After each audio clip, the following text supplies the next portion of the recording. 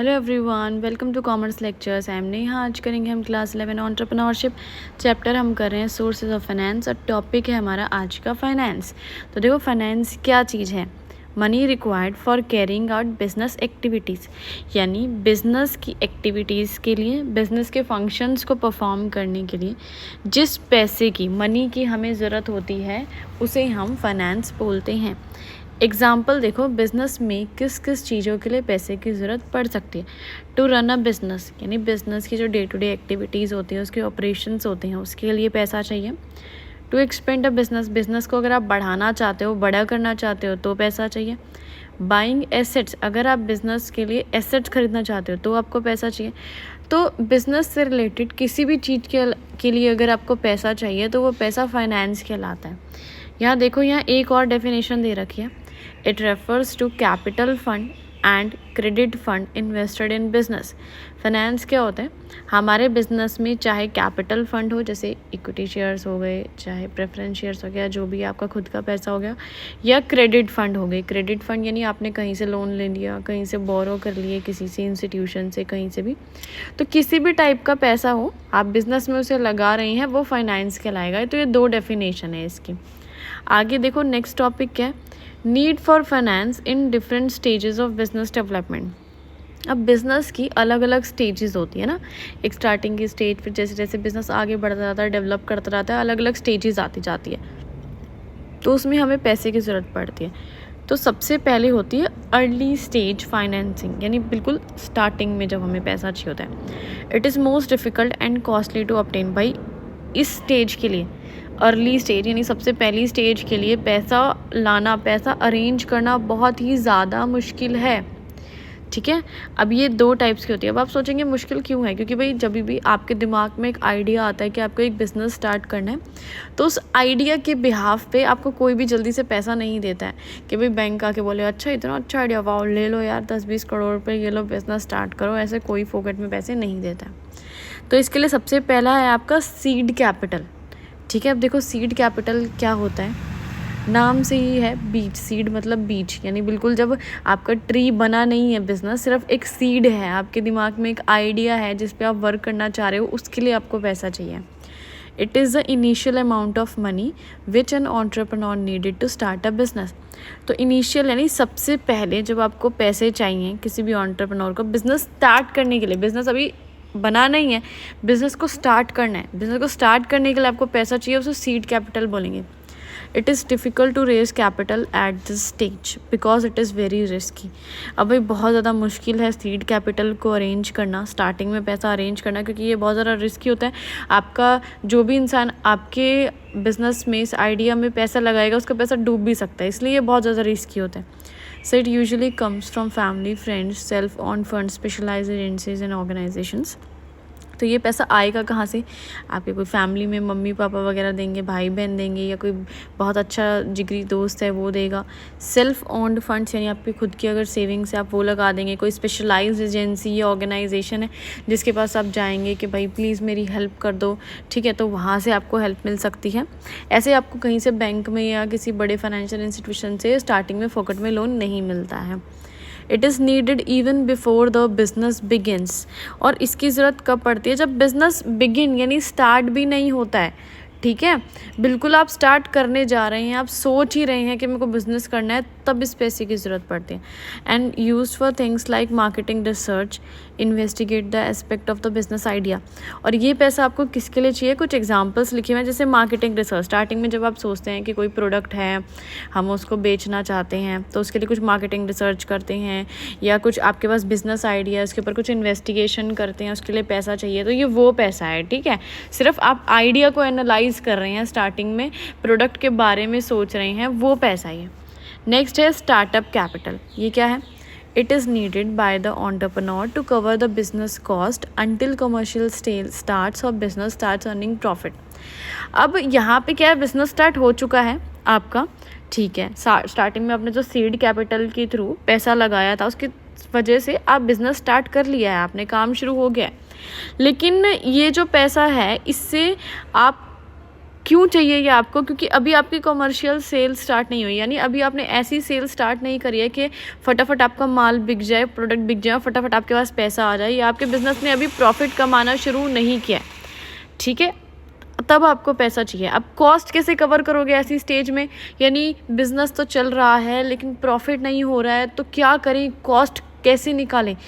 तब आपको startup capital चाहिए। इन this stage money is required for, अब इस स्टेज में पैसा किस चीज़ के लिए चाहिए? कुछ एग्जांपल लिखें, जैसे कि आपने ऑफिस के लिए स्पेस लिया है, कुछ रेंट बिल्डिंग ली है, कोई से कुछ परमिशन लिया है, कोई लाइसेंस लिए हैं, या फिर आपको अपना प्रोडक्ट बनाना है, प्रोडक्ट बनाने के लिए भी पैसा चाहिए ना, रॉ मटेरियल वगैरह। इनिशियल हायर्स, यानी बिल्कुल स्टार्टिंग में जब जिन लोगों को आप हायर करोगे, जॉब दोगे स्टार्टिंग में, उनको देने के लिए पैसा चाहिए आपको। आगे है एक्सपेंशन और डेवलपमेंट फाइनेंसिंग, तो इसका मतलब है बिजनेस को एक्सपेंड करने के लिए, ग्रो करने के लिए पैसा चाहिए। At this stage business need finance to expand and develop, तो इस स्टेज में आपको पैसा किस लिए चाहिए? आगे बढ़ने के लिए, बिजनेस बढ़ाने के लिए। This stage is divided into following stages, अब इस स्टेज को भी हमने कुछ स्टेजेस में डिवाइड किया। सबसे पहले है the second stage, first stage अपनी वो अर्ली वाली थी, ठीक है, अर्ली फाइनेंसिंग स्टेज। तो सेकंड स्टेज क्या है?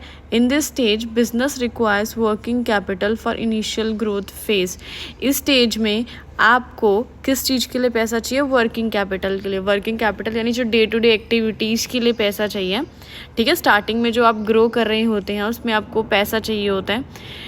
There are no clear cash flows और प्रॉफिट एट दिस स्टेज, क्योंकि इस स्टेज में ज़्यादा प्रॉफिट आपको नहीं आता है, ज़्यादा कैश नहीं आता है, थोड़ा बहुत ही कैश इनफ्लो होता है, जिसकी वजह से आप अपने खर्चे नहीं निकाल पाते हैं। Third stage, in this stage business requires funds for major expansion plans. अब थर्ड स्टेज क्या होती है? अब आप थोड़े से आगे बढ़ चुके हैं, अब आप जो है बिजनेस को एक्सपेंड करना चाहते हैं, उसके लिए पैसा चाहिए। The business registers rapid sales, अब इसमें क्या होती है? आपको काफ़ी अच्छी सेल्स होती है, ठीक है, आपका बिजनेस अच्छा खासा चल रहा होता है, तो आप चाहते हैं हम बिजनेस को और आगे बढ़ाएं। एंड ब्रेक इवन भी हो जाता है, यानी प्रॉफिट और कॉस्ट दोनों ही बराबर होते हैं, या फिर प्रॉफिट भी आपको आ सकते हैं, कुछ भी हो सकता है, कोई भी सिचुएशन हो सकती है, लेकिन हाँ बात ये हो रही है कि अब आपकी सेल अच्छी हो रही है, आपका बिजनेस ग्रो कर रहा है, आप आगे बढ़ रहे हैं, ठीक है। Fourth stage, in this stage the business need funds for bridge financing to prepare the company for public offering। अब इस स्टेज में क्या है? बिजनेस को ब्रिज फाइनेंसिंग चाहिए। ब्रिज फाइनेंसिंग यानी शॉर्ट टर्म के लिए हमें पैसा चाहिए होता है, ताकि हम पब्लिक ऑफरिंग कर पाएँ, यानी जो है पब्लिक को भी आगे शेयर्स वगैरह सेल कर पाएँ, आगे इतने बड़े हो पाएँ, हम इतने ग्रो कर पाएँ। नेक्स्ट है acquisitions and leveraged bye out financing. अब ये डिटेल में पढ़ेंगे क्या चीज़ होती है नीचे। इन this stage business need funds for diversification and research and development. अब इस स्टेज में हमें किस लिए पैसा चाहिए होता है? डाइवर्सिफाई करने के लिए, जैसे और नया प्रोडक्ट हम ऐड करने लग गए, ठीक है, या फिर कुछ रिसर्च एंड डेवलपमेंट करने लग गए, अपने ही प्रोडक्ट में कुछ और फीचर्स नए ऐड करने लग गए। सबसे पहला है इसमें ट्रेडिशनल एक्विजिशंस। इसका क्या मतलब है? In this form, the company assumes ownership and control of another company। भाई इसमें क्या है? इसमें आप क्या कर रहे हैं? कोई आपकी जब से एक कंपनी है, आप किसी दूसरी कंपनी के ऑनर बनने की कोशिश करते हैं, उसका कंट्रोल अपने हाथ में लेने की कोशिश करते हैं, बेसिकली उस कंपनी को आप खरीदने की कोशिश करते हैं, ताकि उसके आप ऑनर बन जाए, अपने साथ साथ आपके वो अंडर भी वो कंपनी आ जाए, ठीक है। नेक्स्ट है लेवरेज्ड बायआउट्स। इसका क्या मतलब है? In this one company acquires another company using a significant amount of borrowed money to meet the cost of acquisition। भाई ये भी ऑलमोस्ट फर्स्ट जैसा ही सिमिलर है, बस इसमें क्या डिफरेंस है कि एक कंपनी दूसरी कंपनी को खरीद लेती है, ठीक है, लेकिन कैसे खरीदती है? पैसे बोरो करके। जो कॉस्ट ऑफ एक्विजिशन का मतलब है, जब आप दूसरी कंपनी को एक्वायर खरीदेंगे दूसरी कंपनी को, तो जो पैसा आपको चाहिएगा उसे आप बोरो करेंगे, यानी बाहर से कहीं से लोन वगैरह लेंगे, तब जाके खरीदेंगे। लेकिन फर्स्ट वाले में क्या था? आप खुद का पैसा यूज़ करके दूसरी कंपनी को खरीद रहे हो। थर्ड पॉइंट है गोइंग ग्लोबल और गोइंग प्राइवेट। अब आप इनमें से कोई ऑप्शन चूज़ कर रहे हो, ठीक है, या तो ग्लोबल जा रहे हो, यानी अपना जो है पब्लिक वगैरह को शेयर्स बेच रहे हो, या इंटरनेशनल लेवल पे आगे और जो है ट्रेड कर रहे हो, या फिर प्राइवेट जा रहे हो, यानी आपकी पब्लिक कंपनी है उसको प्राइवेट में कन्वर्ट कर रहे हो। A company may opt to go private by some of the owners buying all outstanding stock, making the company privately held. अब इसमें क्या कर रही है कंपनी? प्राइवेट हो रही है, यानी पब्लिक कंपनी प्राइवेट हो रही है, सारे के सारे जो है स्टॉक्स खरीद के किसी भी कंपनी के, making the company privately held. ठीक है, आप क्या कर रहे हैं? कंपनी को प्राइवेट बना रहे हैं। A company may also opt to expand its operations globally. और गोइंग ग्लोबल का मतलब क्या है कि कोई भी कंपनी है वो अपने ऑपरेशंस को ग्लोबल करना चाहती है। ग्लोबल करने से इधर मतलब है कि आप और नए देशों के साथ या नए देश की किसी दूसरे देश की कंपनीज़ के साथ जुड़ के काम करें। जैसे कि किसी देश में अपनी फ्रेंचाइजी खोल दी, फॉरेन कोलैबोरेशन, किसी फॉरेन कंपनी के साथ कोलैबोरेट करके काम कर रहे हैं, जॉइंट वेंचर बना रहे हैं, यानी आपस में दो कंपनियां मिलके काम कर रही है। ठीक है, ये सभी चीज़ होती है इसके अंदर।